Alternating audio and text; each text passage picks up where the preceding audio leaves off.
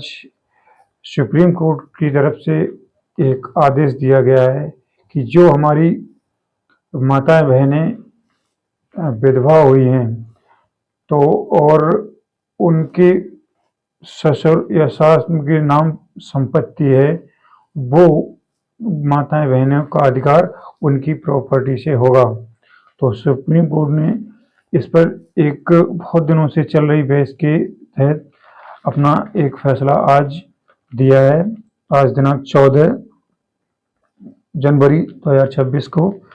तो हाँ, इस सुप्रीम कोर्ट ने कहा है कि हिंदू विधवा बहू ससुर की संपत्ति से भरण पोषण पाने का अधिकार कर सकती है।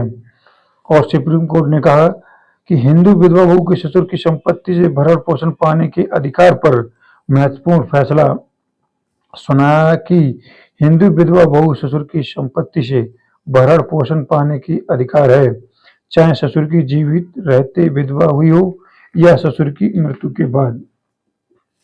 शीर्ष अदालत ने हिंदू दंतक एवं भरण पोषण कानून के प्राविधानों को स्पष्ट करते हुए यह फैसला दिया है कि जस्टिस पंकज मित्तल व जस्टिस एस.वी.एन. भट्टी की पीठ ने हाई कोर्ट के फैसले के खिलाफ दाखिल अपीलों को खारिज करते हुए कहा कि हाई कोर्ट का फैसला सही है, इसमें दखल देने की किसी को जरूरत नहीं है।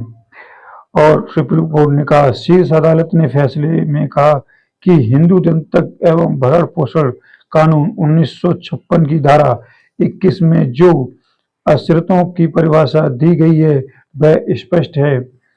उसमें कहा गया है कि पुत्र की विधवा जो अपना भरण पोषण करने में असमर्थ है, जिसने दूसरी शादी न की हो और जो अपने पति की संपत्ति से अथवा अपने बेटे या बेटी की संपत्ति से भरण पोषण में असमर्थ है, वह ससुर की संपत्ति से भरण पोषण पाने की पूर्ण अधिकारी है।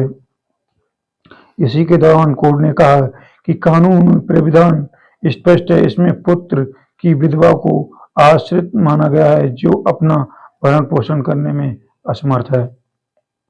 उसके बाद सुप्रीम कोर्ट ने एक पक्ष और भी रखा। प्रश्न था कि क्या ससुर की मृत्यु के बाद विधवा हुई बहू ससुर की आश्रित मानी जाएगी और क्या वह ससुर की संपत्ति से भरण पोषण पाने की अधिकारी है। तभी कोर्ट ने कहा कि मौजूदा कानून में विधवा बहू को रिश्तेदार आश्रित माना गया है। कानून में इस बात का कोई जिक्र नहीं है कि वह कब विधवा होती है।